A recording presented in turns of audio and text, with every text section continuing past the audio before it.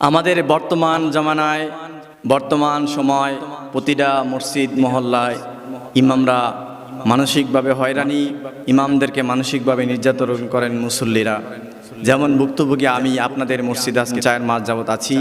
আপনারা কত শতভাবে আপনারা ইমামকে লাঞ্ছিত বঞ্চিত করেন।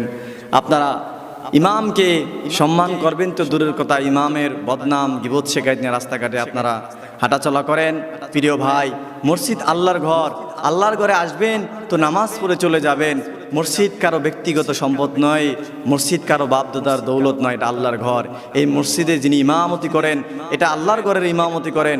যিনি ইমাম খতিব এটা আল্লাহর ঘরের খতিব, এটা আপনার ঘরের খতিব নয়, আপনার ঘরে ইমাম নয়। এই জন্য ইমামদেরকে সম্মান করতে শিখুন, ইমামদেরকে মর্যাদা দিতে শিখুন। তাহলে হাসরের ময়দানে ইমামদের সম্মান করার কারণে হয়তো আল্লাহ তাআলা, আলেমদেরকে সম্মান করার কারণে হয়তো আল্লাহ তাআলা আপনাকে আমাকে নাজাত দিতে পারে।